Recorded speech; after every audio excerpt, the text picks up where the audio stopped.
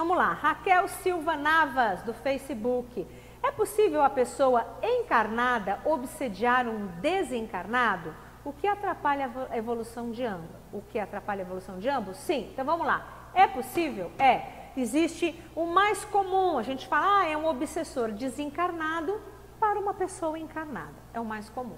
Aí depois a gente fala, encarnado com encarnado, também acontece. Poucas pessoas falam da encarnada obsediar o desencarnado. Vou mostrar uma situação muito simples. Meu marido morreu. Deus me livre e guarde, foi lá, pá, meu marido morreu. Eu penso nele o dia inteiro. Eu choro por ele. Claro, estou de luto, uma semana, um mês, 6 meses. 6 meses chorando todo dia por ele. 1 ano chorando todo dia por ele. E aí eu fico triste e eu penso em morrer. O que eu estou fazendo? Eu estou ligada neste meu marido, eu estou sugando, eu não deixo ele embora. Eu falo, volta marido, volta, porque você morreu, eu vou morrer junto, marido, volta, eu morro de saudade. Ele não consegue, ele está preso, ele fala, eu quero subir, eu quero me libertar, mas eu não consigo. Não. Ou outra situação, né? Por exemplo, meu marido morreu, desgraçado. Me traiu horror, descobri depois que ele desencarnou, me traiu horrores, me deixou pobre, me deixou dívida, me deixou mal falado. Que ódio do desgraçado, daquele, começo a xingar. 1 semana, 2 semanas, 1 mês, fico com ódio, tomara que ele esteja ardendo no fogo do inferno. Eu virei uma obsessora, pelo amor de Deus. Então sim, existe, atrapalha qualquer processo de obsessão, atrapalha. Claro que atrapalha, né? Mas o que a gente vai entender, boa parte dos processos de obsessão, por atrapalharem e causarem dor e acabarem atrapalhando e prejudicando um ou ambos, acaba servindo como uma ferramenta de evolução. Por quê? Eu estou mal, eu preciso buscar ajuda, eu estou com raiva, eu estou obsediada, eu preciso buscar ajuda, porque eu estou sentindo dor, porque está tudo atrapalhado na minha vida, está tudo de cabeça para baixo.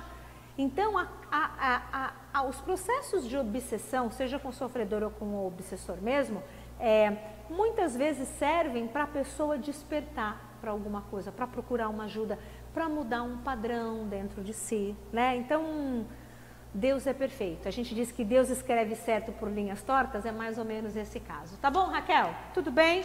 É isso, vamos lá.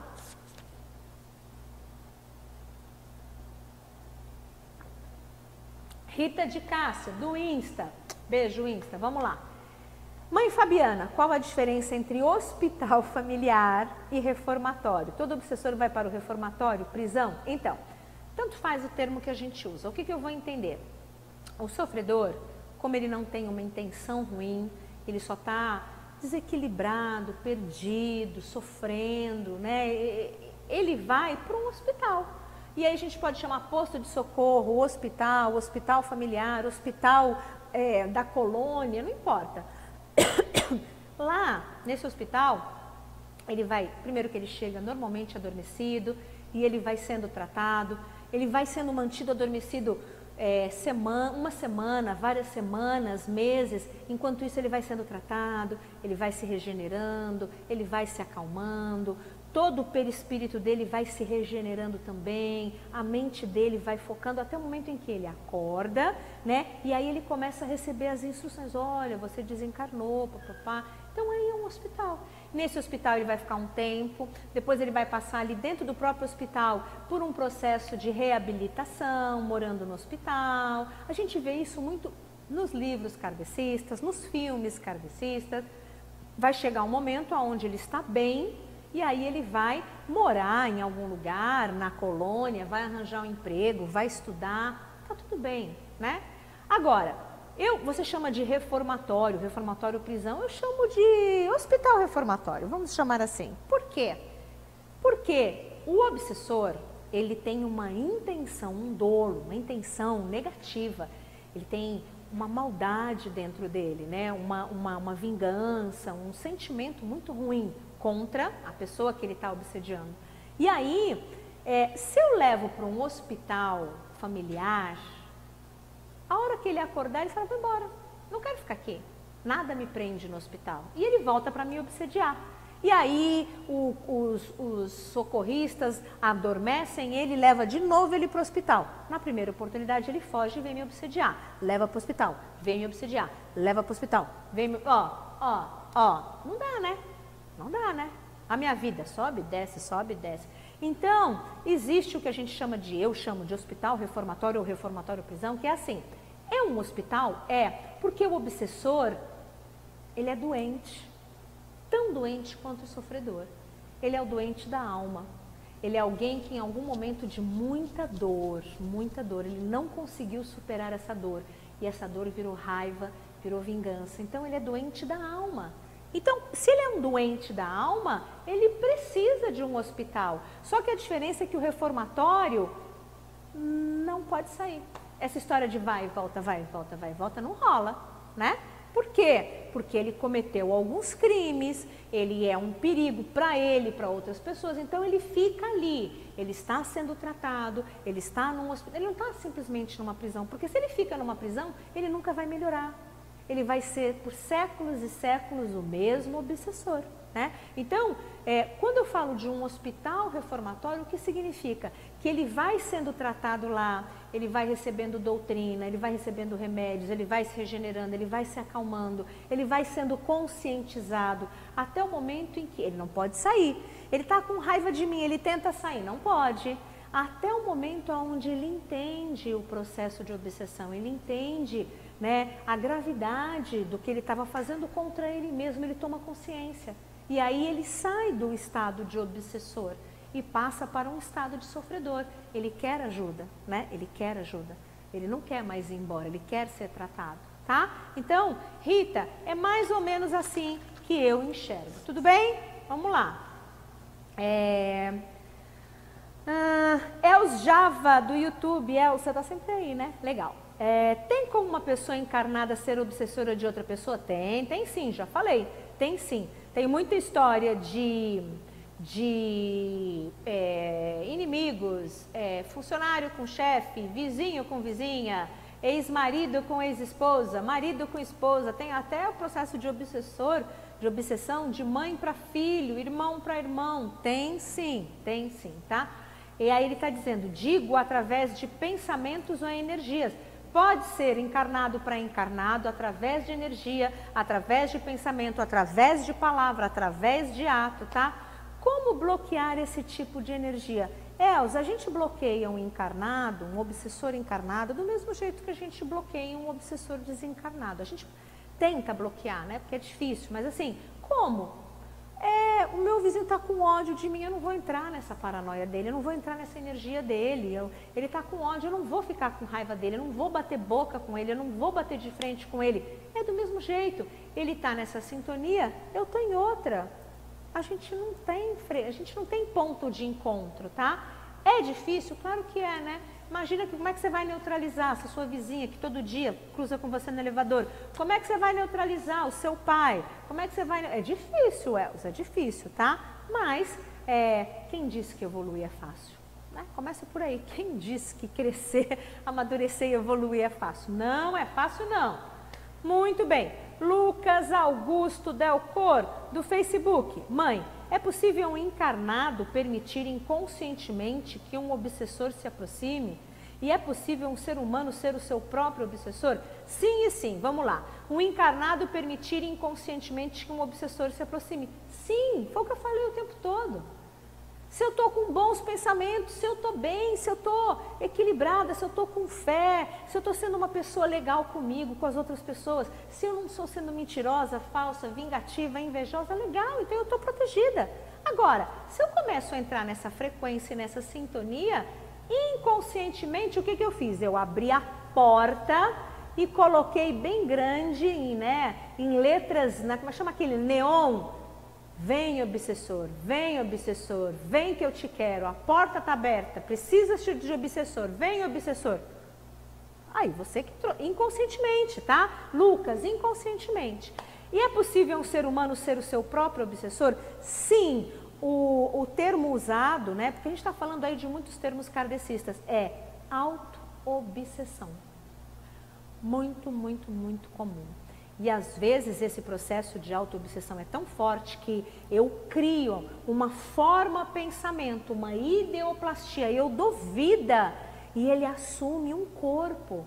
E às vezes o clarividente vê, nossa, tem um obsessor do lado dela. Não, é uma criação minha. E normalmente a gente cria esse auto-obsessor por quê? Porque eu não assumo a culpa. Eu preciso culpar alguém. Eu não posso estar me destruindo. Então, eu crio essa figura e ele começa a me atacar. Por quê? Porque eu sou vítima, porque eu sou fraquinha, porque todo mundo me persegue, porque é melhor do que eu assumir e falar, não, eu que estou fazendo isso comigo. Então, eu responsabilizo outros em vez de me responsabilizar. E aí eu começo a fazer um processo de auto-obsessão, né? Até chegar na auto-obsessão, tem vários graus, várias etapas, mas o caminho é esse, tá bom? Tudo bem, Lucas? Legal, vamos lá. Jana Benites, do Facebook. Mãe, boa noite. Axé, luz para você também. Essa receita vai quebrar magia negra? Fico com o obsessor por terem feito trabalho para mim? Então, ela está perguntando essa receita que eu vou fazer agora, é isso? Não, não é receita para quebrar magia negra. É receita para encaminhar obsessor e sofredor, tá? Eu vou falar mais dessa receita. Não é para quebrar magia negra. Hoje nós não estamos falando de magia negra, estamos falando de obsessor e sofredor. Muito bem. Paulo Veloso do YouTube. Como os mentores individuais de cada um procedem quando um obsessor ou um sofredor se acopla a uma pessoa? Paulo, depende da situação, tá? Normalmente, vamos dizer que o mentor individual, o que ele vai falar para você? Antes do obsessor chegar, melhore os seus pensamentos, meu filho. Não seja invejoso, meu filho. Não seja pessimista. Cadê a sua fé? Seja mais caridoso, seja mais amoroso. E você? Você não está ouvindo, mentor. E você está ali, baixando. Quando o obsessor chega, o que esse mentor pode fazer? Ele fala, estou avisando há meses esse camarada. Estou avisando para ele, já encaminhei ele para fazer o curso no Centro Kardecista, já fiz cair na mão dele um monte de livro, já encaminhei ele para o terapeuta, para o grupo de ajuda, já mandei ele fazer reiki, já mandei ele fazer constelação, meu Deus do céu, não tem mais o que fazer. E aí o processo de obsessão começa. Porque quando o obsessor se conecta, não estamos falando de sofredor, tá? Estamos falando de obsessor, que foi o que você me perguntou. Quando o obsessor se conecta, já é o fim do processo. Não, fim não, mas já é metade do processo, porque o processo começou antes. Começou, a porta estava fechada e eu comecei. Hoje eu abri um pouquinho, amanhã eu abri um pouquinho, semana que vem eu abri um pouquinho. E o que o meu mentor está falando? Cuidado, Fabiana, fecha a porta, Fabiana. Olha, a porta está aberta, tranca, cadê o cadeado? Você não colocou o alarme, liga as câmeras de circuito fechado. E olha aí, passa a chave tetra e você. E eu estou ali, ó, pá, abrindo, entende? Claro que aí, quando este processo de obsessão se instala, o meu mentor individual vai buscar a espiritualidade maior para perguntar, o que eu posso fazer pela Fabiana? Vou encaminhar ela para um terreiro. Posso encaminhar ela para um terreiro? Não, é melhor você encaminhar ela para um centro kardecista. Ah, então vou encaminhar ela para um centro kardecista, né?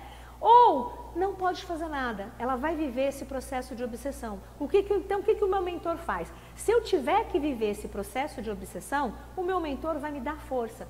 Calma, Fabiana, não perca a sua fé, vai rezando, mude a sua atitude, mude o seu padrão. Quando você mudar a sua atitude, o seu padrão, as coisas vão melhorar, os seus caminhos vão se abrir, entende? Então, assim, não existe, né, um manual de procedimento. Cada caso é um caso, mas mais ou menos é assim. Tudo bem, Paulo? Espero ter ajudado. Tem mais pergunta aí, minha pessoal? Ainda tenho tempo? Tenho, que eu comecei um pouquinho atrasada hoje, né? Nossa Senhora, vamos lá.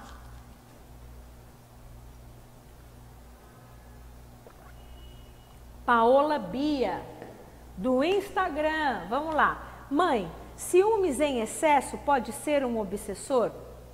Ó, eu vou dar uma explicação agora que engloba um monte de coisa. Às vezes a pessoa fala para mim, nossa, tal parente meu tá bebendo porque tá com obsessor. Nossa, tal pessoa está usando droga porque está com obsessor. Nossa, tal pessoa está perdida no sexo porque está com um obsessor. Então assim, o ciúme em excesso, bebida em excesso, sexo desvirtuado, droga, né? Enfim, todos os vícios em geral e os comportamentos em geral, o que a gente vai entender? O obsessor, ele só potencializa o que eu já sou. Entende? Eu faço sempre a mesma brincadeira, eu vou fazer com vocês também a brincadeira, tá? É assim, o obsessor chega no meu ouvido, o obsessor chega, fala pinga, pinga, uísque, tequila, batidinha, caipirinha. Eu vou fazer, não vou nem ouvir esse obsessor. Eu não suporto álcool, não gosto de álcool, não gosto de vinho, não gosto de cerveja, não gosto de álcool. Ele vai ficar 10 encarnações, pinga, pinga, pinga, eu não vou nem ouvir.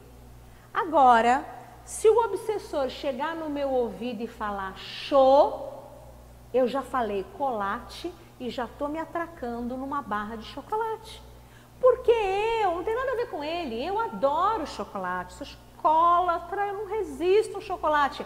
Ele só falou show, entende? Aí eu já corri, aí eu vou falar, nossa, a culpa é do obsessor? Não, o obsessor foi esperto e usou o meu ponto fraco para me fazer cair. Então, se a pessoa tem um ciúme em excesso, eu te garanto, Paola, o ciúme é dela. Pode ser que o obsessor esteja potencializando e aumentando o ciúme, mas se essa pessoa não fosse ciumenta, jamais um obsessor iria fazer ela ser ou começar a ser ciumenta. Tudo bem? O obsessor é esperto. Sabe o que ele faz? Ele estuda, gente, e ele vê o nosso ponto fraco. E é ali que ele é a porta de entrada dele. Tudo bem, Paola? Ok, vamos lá. High Store, YouTube. Quão possível é um quiumba incorporar como entidade de luz dentro de um terreiro e então trabalhar dando consulta, passe, etc. Então, né? É possível. Quão possível eu não sei. É possível sim, tá? A gente tem. Agora, são vários fatores. O porquê isso está acontecendo pode ser porque o terreiro está com a guarda baixa, porque esse terreiro não tem doutrina, esse sacerdote também, de alguma forma, ele está agindo, não está legal o procedimento dele. Este médium, para ele estar com, a gente vai chamar aí, né, de mistificador, isso a gente está falando de um mistificador. Esse médium abriu a porta no ego, está cobrando para dar consulta, enfim, vamos dizer que para essa situação acontecer, é o extremo, tá? High, é o extremo, high, tá? Pode acontecer? Pode, mas até isso acontecer, muitas outras coisas já aconteceram. Os mentores da casa, os mentores dessa pessoa, enfim, muita água já rolou e essa pessoa, esse terreiro, sei lá o quê, tá muito desvirtuado, tá? Então, é uma situação muito extrema. Não é comum, mas é possível, tá? É possível. Tudo bem? Vamos lá, continuando. Mateus Simões, do YouTube. Além de Exu e Pombagira, os mirins da esquerda também são bons para a defesa de obsessores e sofredores? São sim, né? Até porque eles trabalham muito junto ali com os Exus e Pombagiras, eles trabalham num outro campo com uma outra vibração e eles também fazem esse trabalho, né? De recolher o obsessor. Os mirins da esquerda, eles trabalham muito próximos, Exus mirins muito próximos dos Exus e as pombagiras mirins muito próximas das pombagiras, né? Então eles estão ali aprendendo, atuando, fazendo, então é um trabalho em conjunto. Sim, também são bons nessa defesa, tá? Muito bem, eu tenho tempo ainda, meninas? Dá? Então tá bom, mais um pouquinho? Oh meu Deus, tem tanta pergunta aqui. Jesus do céu, vamos lá, vou responder mais algumas e depois eu vejo com as meninas aqui como é que eu faço, tá? De repente a gente faz segunda parte, alguma coisa assim, que eu sei que o assunto é bem interessante. Vamos lá. Caterine Gama, do Facebook. Mãe Fabiana, é possível uma pessoa boa, da família ou amigos, nos enviar energias negativas, como inveja, por exemplo, sem que eles mesmos tenham consciência de que estão emanando essa energia bloqueadora? E o que fazer para se proteger de pessoas que nos querem bem, mas que sem querer nos fazem mal? Caterine, é uma pergunta muito boa essa, porque é muito comum, muito comum. Uma situação boba, né? Vou dar um exemplo. Eu amo muito a minha irmã e cresci com ela e nós somos muito unidas e ela casou e eu também, e ela teve filhos e eu também, e em algum momento meu casamento acabou. Meu marido me deixou na miséria, virou um obsessor, como é que o povo fala no Nordeste? O cão chupando manga na minha vida e eu tô vivendo horrível. E a minha irmã, um casamento lindo, cheio de amor, um marido que dá uma condição financeira muito boa, ela não precisa trabalhar, os filhos dela são todos educadinhos e são todos, né? E os meus é uma peste, a minha vida é o caos. Ó, eu amo a minha irmã, jamais eu ia querer o mal dela, mas quando eu olho a vida dela e quando eu olho a minha vida, eu desejo a vida dela. Não que eu queira que ela trocar, que ela fique péssima e eu fique boa, não. Eu gostaria de ter uma vida igual, ela bem e eu também bem. É uma inveja, né? É uma inveja inconsciente. Claro que é possível, claro. E aqui eu citei uma irmã, uma situação de irmão, mas isso acontece entre amigas, isso acontece entre familiares. E a minha irmã me ama, né? E eu amo a minha irmã, mas esse sentimento de querer o que ela tem é uma coisa inconsciente. Como é que a gente bloqueia? Muito complicado, viu, Caterine? Muito complicado. O que eu... quando você percebe que isso acontece, que pelo que você está me descrevendo aqui, você deve ter algum caso, enfim, né, na sua família aí. Eu recomendo, primeiro, boca fechada, né? Eu não vou ficar falando para minha irmã, nossa, meu marido é maravilhoso, ai meu Deus do céu, os meus filhos tirou tudo nota 10, eles são os primeiros da classe, o meu marido foi promovido, ele me deu um carro zero, nada disso. Eu fico quieta, eu sou amiga dela, eu ouço os problemas dela, eu ajudo ela, mas eu paro de falar de mim, porque isso incomoda ela. Começa por aí, né? Eu tento fazer com que ela veja o mínimo possível, porque eu machuco ela. A minha felicidade machuca, né? Enfim, primeira coisa. Segundo, cada vez que você encontrar com essa pessoa, vai com um biguinho protegido, uma pedrinha, ó, uma pulseirinha de hematita, um contregum, pede proteção. Eu amo muito a minha irmã, mas me protege dessa energia. Chegou em casa, foi na casa dela, chegou em casa, toma um banho de descarrego. É inconsciente, é com amor, mas isso pode acontecer. Tá bom, Caterine? É uma situação muito difícil essa, né? Porque a gente ama essa pessoa ama a gente, mas é ser humano. Tudo bem? Espero ter ajudado aí. Dá tempo não, meninas? Tá muito tarde, né?